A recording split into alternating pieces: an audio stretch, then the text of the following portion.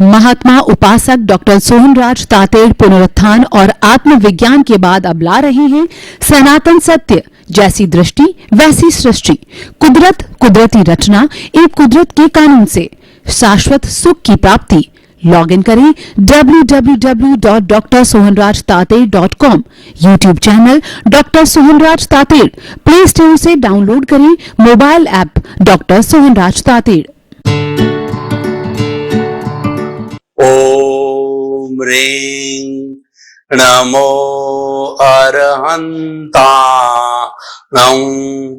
ओम ह्रीं नमो सिद्धाणं।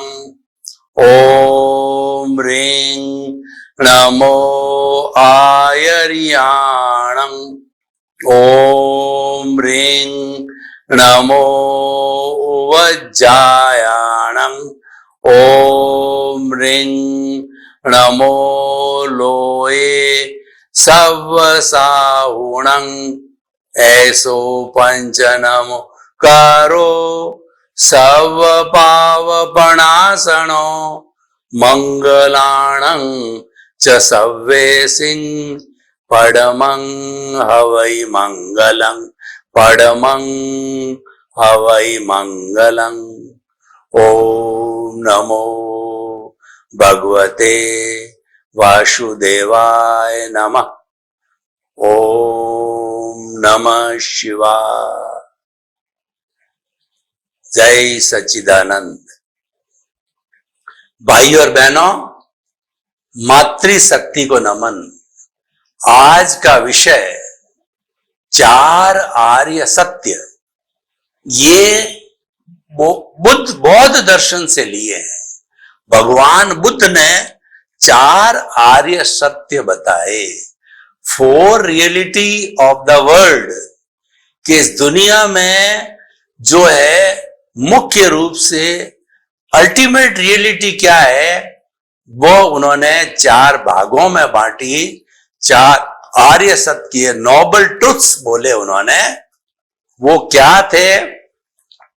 सोरो इज ओमनी प्रेजेंट। दूसरा, cause of the sorrow is there. तीसरा, cause of the sorrow is wishes. Fourth, you can get rid of the sorrow by vanishing your wishes। भगवान बुद्ध ने बताया कि दुख सर्वत्र व्याप्त है, दुख का कारण है। दुख का कारण इच्छाएं, आकांक्षाएं, तृष्णाएं, और तुम अगर तृष्णा को मिटा दो तो तुम सुख को प्राप्त कर सकते हो।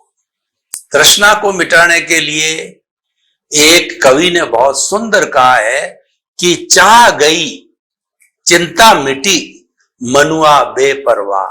जिनको कुछ न चाहिए वही शहंशाह। शहंशाह, जो राजा किसको कहा जाता है? जिनको कुछ नहीं चाहिए, उनकी सारी चाह मिट गई है, इसलिए उनका मनुआ एकदम बेपरवाह है, बिना कोई चिंता के वो चिंता मुक्त है। तो उन्होंने जो है, ऐसे लोग चिंता मुक्त होते हैं जिनकी जो है तृष्णा समाप्त हो जाती है, विषय समाप्त हो जाती है। तो एक बहुत बड़ा लेसन है। और सुख और दुख की बात करें तो हमारे सनातन सत्य के माध्यम से हम बताना चाहते हैं, सुख और दुख ये भ्रांत मान्यताएं, इनका कोई अस्तित्व नहीं है, ये केवल मान्यता है। कैसे? मैं आपको बताऊं उदाहरण के तौर पे कि हम मंदिर से बाहर आ रहे हैं, तो एक भिखारी हमारे सामने आया, हमने उसको 10 रुपए का नोट किया। वो भिखारी बहुत प्रसन्न हो गया कि आप पहले व्यक्ति हो जिन्होंने 10 रुपए का नोट दिया। सभी 1 रुपया 2 रुपया तक ही देते हैं अधिकतम। और उसी समय हमारे पास एक वेल टू डू व्यक्ति निकला, उसको हमने 10 रुपए का जो है वो नोट ऑफर किया। उसने अपनी इंसल्ट समझी कि ये मेरी इंसल्ट कर रहा है, तो उन्होंने जो है वो इसको अनादर माना। तो अब आप देखिए कि एक के लिए वो अनादर है और दूसरे के लिए वो आदर है, सुख का कारण है, एक के लिए दुख का कारण है। इसीलिए इसका सुख दुख का कोई अनुभूति, सुख दुख का कोई अस्तित्व है ही नहीं है, केवल हमारी मान्यता है। और वह मान्यता जो है हमारी रिलेटिव ट्रुथ है। हम भोजन में, कपड़े में, स्त्री में, अच्छा धन में, दौलत में, हम जो है वो अपने सत्ता, संबंध और जो है हमारे जो सब पद में, प्रतिष्ठा में, सब में कहीं न कहीं पर सुख को खोज रहे हैं। लेकिन वह कस्तूरी के मृग जो है वो मृग तृष्णा के रूप में है, वास्तव में उसमें सुख है ही नहीं है। सुख का अस्तित्व तो दूसरी जगह है। ये जो कस्तूरी होती है वो मृग की नाभि में होती है, लेकिन उसकी सुगंध इतनी प्रिय होती है कि उसकी सुगंध को सूंघ करके वह हिरण इधर उधर भागता है, ये कहां से आ रही है। जब कोई ज्ञानी पुरुष उसको बताता है कि ये सुगंध तो तुम्हारे जो है वह नाभि में कस्तूरी है, वहां से आ रही है, तब उसको ज्ञान होता है और वो भागना दौड़ना स्थिर हो जाता है।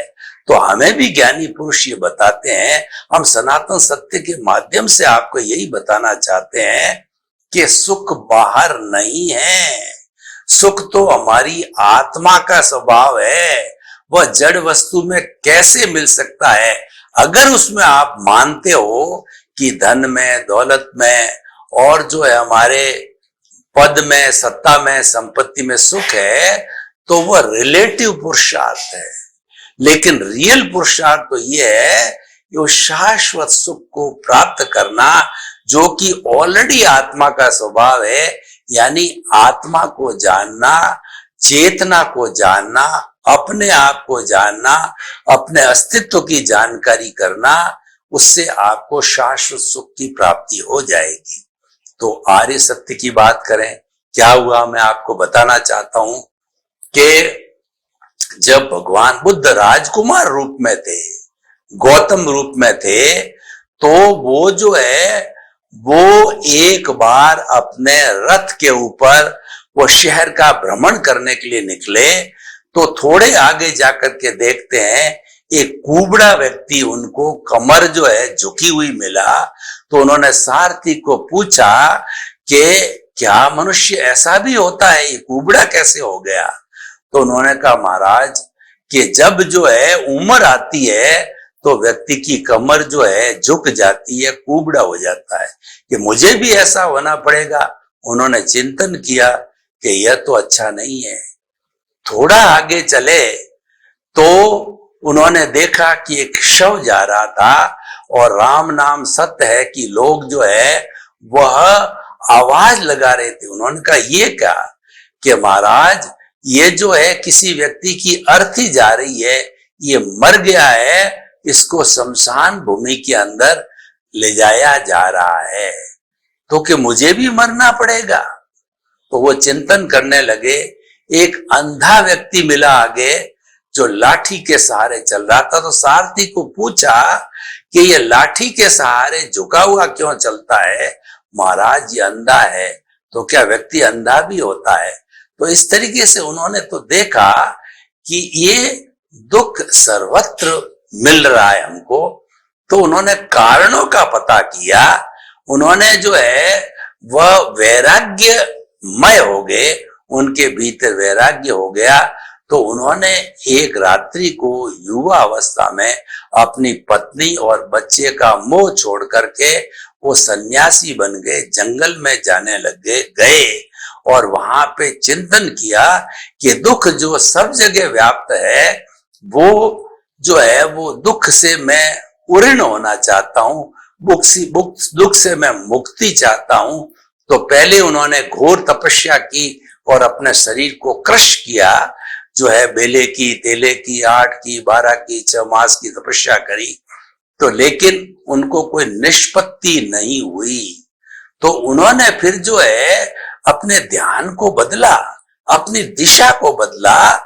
उन्होंने अपने आप को प्रतिबोधित किया और उन्होंने मेडिटेशन ध्यान चालू किया कि आखिर जो ये दुख क्यों होता है, इसके क्या कारण है, इससे क्या निजात पाई जा सकती है। तो धीरे धीरे वो भीतर जो अजस्र प्रवाह बह रहा था आत्मा का, तो वो सालंबन निरालंबन ध्यान करते करते जो है वह इसका उपाय जान करते धीरे धीरे वो शुक्ल ध्यान की स्थिति में, समाधि स्थिति के अंदर जो चले गए और उनको केवल्य की प्राप्ति हो गई, उनको संपूर्ण ज्ञान प्राप्त हो गया। और फिर इसके बीच में घटना आती है कि कोई व्यक्ति भगवान बुद्ध के पास में आया और उन्होंने कहा कि महाराज मेरे जो है पुत्र नहीं है, मैं निपुत्र हूं और लोग मुझे कहते हैं कि तुम्हारी मुक्ति नहीं हो सकती क्योंकि तुम्हारे कोई संतान नहीं है, तो आप मुझे संतान दो, मैं बहुत दुखी हूं। तब उन्होंने कहा कि तुम शहर में जाकर के ऐसे घर से चावल लेकर के आओ कि जहां पर जो है कभी भी दुख नहीं आया, कभी भी मृत्यु नहीं हुई और वह घर है हमेशा हमेशा से सुखी चला आ रहा है। तो वह व्यक्ति पूरे शहर के अंदर घूमता घूमता ऐसा घर कोई नहीं मिला कि जहां से वो चावल लाने थे, जहां से वह घर कभी भी जो है दुख को प्राप्त नहीं हुआ, तो लौट के आया। तब भगवान ने कहा कि ये 4 आर्य सत्य दिए कि दुख सर्वत्र व्याप्त है, दुख का कारण है, दुख का कारण तृष्णाएं हैं, तृष्णा का अंत करो तुम्हें मुक्ति मिलेगी। तो तुम जो है मेरे दुख है ये तृष्णा है, तुम दुख मानते क्यों हो? जो कुछ भी तुम्हारे सामने है पॉजिटिव थिंकिंग में जाओ, think positive, do positive, then you will be positive. आपके पास जो भी साधन आपके कर्मों के उदय प्रारब्ध के अनुसार मिले हैं और हर एक को अलग अलग मिलते हैं, उसमें आप संतुष्टि रखो और उसमें सेटिस्फाइड रखो, तो आपको दुख महसूस होगा ही नहीं, क्योंकि आप ये जानोगे कि मेरे कर्मों में इतना ही मिला हुआ है और वही मुझे मिलेगा। मुझे एक दाना भी अतिरिक्त कहां से मिलेगा? नहीं मिलेगा। हमारे राजस्थानी में कहावत है कि भाग बिना भूंगड़ो भी नहीं मिले, यानी आपका भाग्य नहीं है, एक चना भी अतिरिक्त नहीं मिल सकता। और ये आप मान के चलिए, ये जो लॉ ऑफ द नेचर है कि सारी दुनिया के अंदर चाहे 33 करोड़ देवी देवता है, लेकिन एक भी देवता आपका न तो बुरा कर सकता है न भला कर सकता है। आपके पूर्व अर्जित कर्मों के अनुरूप जो है आपको कुदरत है वह सुख दुख के लिए निमित्त लाके खड़ा कर देती है। आपका जैसा उदय और प्रारब्ध है उपादान के अनुसार, उसी के अनुरूप जो है वह सो न्याय करके वह आपके सामने जो है वह संजोग ला करके खड़ा कर देती है। मात्र ये कुदरत का काम है। आप कुदरत के नियंत्रण में होते हैं, आप कुदरत के जो है वो आप उसके साथ आते हो, इसीलिए कुदरत के अधीन हो, इसलिए कुदरत आपको ये व्यवस्था देती है। तो अब आप देखिए कि इस तरीके से सारा जो है ये 4 आर्य सत्य का जो है प्रवर्तन हो रहा है। तो अब हम जो है आपसे एक बात बताना चाहते हैं कि इन 4 आर्य सत्य से जो भगवान बुद्ध ने जो है इतनी बड़ी साधना की और प्रतिबोध को प्राप्त किया, तो हमें भी वो प्रतिबोध लेना चाहिए। उससे जो है हमें शिक्षा लेकर के हमें भी जीवन को उसके अनुरूप ढालना चाहिए। देखिए, व्यक्ति की तृष्णाओं का कोई अंत नहीं है। 2 चीजें होती है, एक तो नीड होती है और एक ग्रीड होती है। नीड तो आदमी को स्वतंत्रता है पूर्ति करने के लिए, क्योंकि व्यक्ति का शरीर है और व्यक्ति के जो है वो शरीर के साथ साथ में परिवार है, शरीर के सदस्य है और वो शरीर के सदस्यों का भरण पोषण उसको करना पड़ता है। और वह गृहस्थ जीवन है तो अतिथि देवो भव, अभी अतिथि भी आता है। और इसीलिए गृहस्थ हमेशा जो भगवान से प्रार्थना करता है, साईं इतना दीजिए जामे कुटुंब समाए, मैं भी भूखा न रहूं और साधु न भूखा जाए। हे ईश्वर, मेरे घर में आप इतना कम से कम दे दीजिए, न तो मैं भूखा रहूं, न मेरे कोई परिवार का सदस्य भूखा रहे, और न कोई साधु सन्यासी ज्ञान ज्ञान देने वाले हैं वो कभी भी जो है वो वापस भूखे घर से नहीं लौटे बिना आतिथ्य के। तो ये जो है ग्रस्त के लिए ये सारी चीजें होती है, तो ये सारी पूर्ति करना, उसके लिए अर्थोपार्जन करना, ये ग्रस्त की ड्यूटी है। गृहस्थी के लिए कहा गया है कि वो बिना कौड़ी का यानी बिना धन दौलत का है, वह कौड़ी रहित है यानी कोई काम का नहीं है, और साधु सन्यासी है जिनको की ये कौड़ी नहीं रखनी चाहिए, कंचन कामनी से मुक्त रहने चाहिए। वो अगर कौड़ी रखते हैं तो वह भी कोई कौड़ी का यानी यूजलेस हो जाता है। इसलिए हर एक के अपने अपने पैरामीटर्स है। तो कहने का अर्थ यह है कि नीड जो है वो आपकी अलाउड है, लेकिन ग्रीड का कोई मापदंड नहीं होता है।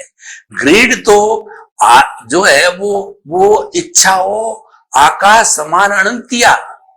ये जो इच्छाएं है आकाश के समान अनंत है। ये पृथ्वी माँ के पास में, नेचर माँ के पास में 84 लाख जीवा योनि के समस्त प्राणियों को भरण पोषण करने का पर्याप्त स्टॉक उपलब्ध है। लेकिन जो है ये सारा स्टॉक, सारी धन संपत्ति एक ही व्यक्ति को दे दी जाए फिर भी वो नहीं दाबता है, क्योंकि उसकी इच्छाएं आकाश के समान अनंत है। तो ऐसे व्यक्ति के लिए कहा गया है कि विषय नर की लालसा और पाम रोग की खाज, लोभी की धन लालसा और तीनों बेअंदाज। जो व्यक्ति जो व्यभिचारी होता है, विषयी होता है, वो वीर्य का पतन करता है, खोखला हो जाता है, फिर भी विषय नहीं छोड़ता। और जो पाम रोग का रोगी होता है वह खुजलाता रहता, खून भी आ जाता है, लेकिन फिर भी उसको नहीं छोड़ता है। और ठीक इसी तरीके से लोभी व्यक्ति होता है, उसको वस्तुओं की आवश्यकता नहीं, धन की आवश्यकता नहीं, फिर भी बटोरता है, संग्रह करता रहता है, और वही उसके दुख का कारण बन जाता है। तो इसीलिए हमें जो 4 आर्य सत्य से शिक्षा लेनी है कि अपनी ग्रीड वाला कॉलम को कट करो। हमें ग्रीड के दायरे में नहीं जाना है और हमें नीड तक ही रहना है। लेकिन हमारे पुण्योदय से, भाग्योदय से जो है, हमारी आवश्यकता से अधिक अगर हमको धन मिलता है तो धन की 3 अवस्था होती है।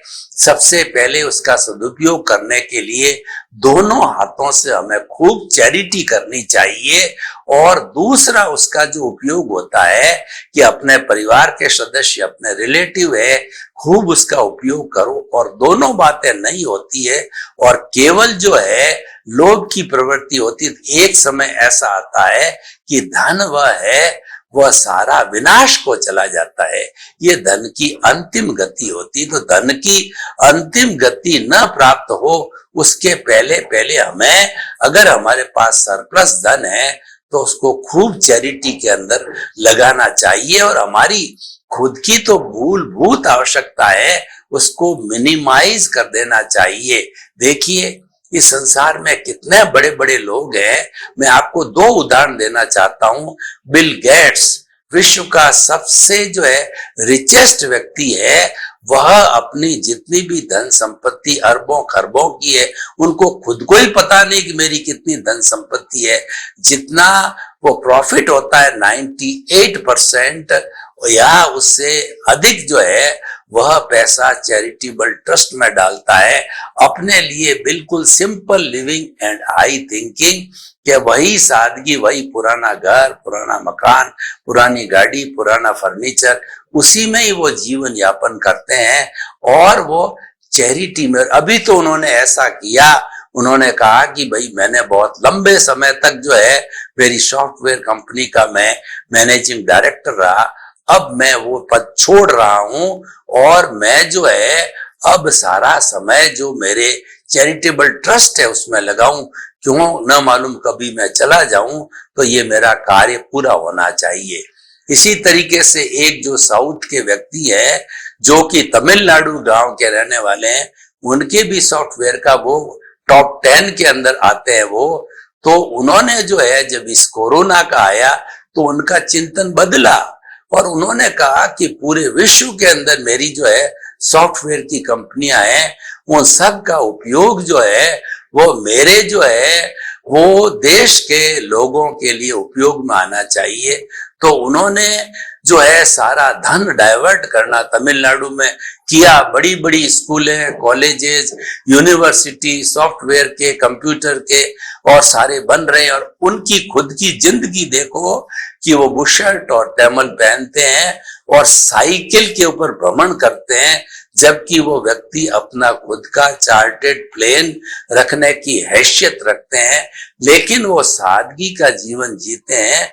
वो अपना सारा धन है लोक कल्याण, जगत कल्याण, लोक हितार्थ, परोपकार में लगाना चाहते हैं। तो ऐसे लोग धन्य होते हैं, ऐसे लोगों का इतिहास बनता है और ऐसे लोग ही जीवन के अंदर हमेशा याद किए जाते हैं, वो अमर हो जाते हैं। तो हमने नीड और ग्रीड की बात कही, तो भगवान बुद्ध के 4 आर्य सत्य को मान करके जो है हमें वह जो है हमें ये अपनी जितनी भी रिक्वायरमेंट्स है तो उन रिक्वायरमेंट्स को जो है वो पूरा अधिक बढ़ानी नहीं चाहिए। हमें भोगों की सीमा करनी चाहिए, हमें उसका अल्पीकरण करना चाहिए। कि मैं आपको एक उदाहरण देना चाहता हूं। भगवान महावीर ने अपरिग्रह का सिद्धांत दिया, तो उनके समय में 10 बड़े विशिष्ट श्रावक थे।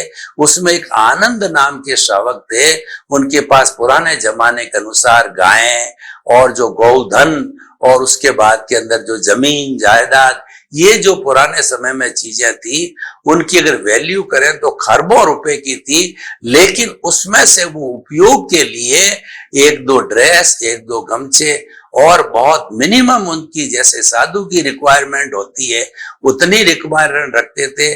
और सारा समय जो है वो धार्मिक जो है क्रियाओं के अंदर बिताते थे। तो ऐसे जो है वो लोग होते हैं, उन्होंने अपनी तृष्णा को नियंत्रित कर दिया, उन्होंने अपनी तृष्णा को जो है कंट्रोल कर लिया और कंट्रोल करके भगवान जो है बुद्ध के 4 आर्य सत्य है उनका पालन किया और उससे जो है उन्होंने अपने जीवन को धन्य बनाया। ये 4 आर्य सत्य जैसे कि भगवान ने उसका पालन करके और उन्होंने केवल्य को प्राप्त किया, तो हम भी अपने ग्रस्त जीवन के अंदर उनका पालन करें तो हम जो है वह अपने हमारे अच्छे सुख को प्राप्त कर सकते हैं, शाश्वत सुख की नींव लगा देते हैं। क्योंकि मनुष्य जो कुछ भी संग्रह करता है वो लोभ और तृष्णा के अधीन होकर करता है। व्यक्ति की जो आवश्यकताएं होती है वो तो भगवान जल्दी पूर्ति कर लेते हैं। कुत्ता भी जो है अपना पेट भर लेता है और वो जल्दी भर लेता है, तो उसके लिए हमें अपने परिवार का निर्वाह करने के लिए तो आराम से साधन जल्दी जुटाए जा सकते हैं, लेकिन भाग्योदय से, पुण्योदय से उसके अतिरिक्त बहुत मिलता है। वो हमारा खुद का नहीं मान करके वो भलाई लोगों की भलाई में लगाना चाहिए। मैं 4 आर्य सत्य का जो सबसे बड़ा एक उदाहरण देना चाहता हूं, जो कि इच्छाओं के कंट्रोल के बारे में है, जो कि लोभ के कंट्रोल के बारे में है। तो हमारे घनश्याम दास जी बिड़ला जो है बहुत बड़े उद्योगपति हुए, बिड़ला ग्रुप है।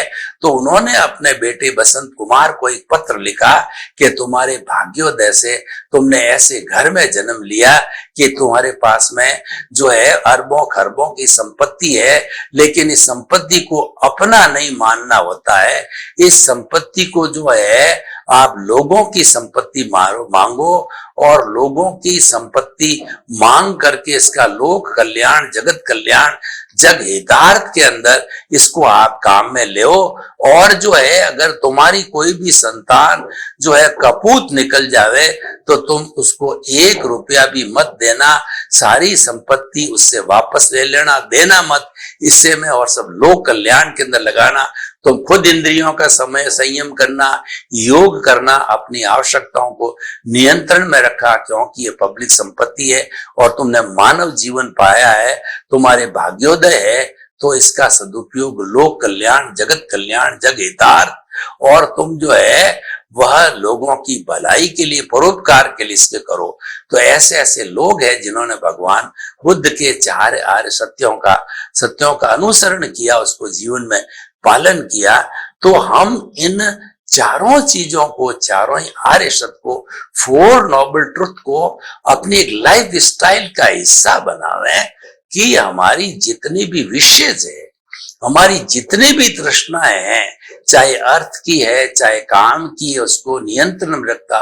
हमारे जो पुरुषार्थ चतुष्टय जो भारतीय संस्कृति में बताया गया है, जीवन जीने की पद्धति, life style, way of living, science of living, वह ये बताई गई है कि अर्थ और काम ये हमारे ग्रस्त जीवन की रीढ़ होती है, इससे पूरा ग्रस्त जीवन चलता है। लेकिन उसमें अर्थ और काम का संयम होना चाहिए, उस पे नियंत्रण होना चाहिए, उस पे अंकुश होना चाहिए, उसमें इच्छा परिमाण होना चाहिए, उसका अल्पीकरण होना चाहिए। ये 4 आर्य सत्य का जो है मुख्य उद्देश्य है। और बाकी के जो है धर्म और मोक्ष है, धर्म तो एक ब्रिज है, मोक्ष का अर्थ होता है कैवल्य को प्राप्त होने के लिए, या शाश्वत सुख को प्राप्त होने के लिए, या मुक्ति को जाने के लिए। जो ब्रिज है अर्थ और काम से मोक्ष तक पहुंचने का, धर्म एक ब्रिज है, उसका उपयोग करना चाहिए। यानी जीवन के अंदर धार्मिक जो है प्रवृत्ति करते रहना चाहिए। और सबसे बड़ी धार्मिक प्रवृत्ति ये है कि इस लोक के इन सब जीवों को किंचित मात्र भी दुख नहीं दिया जाए।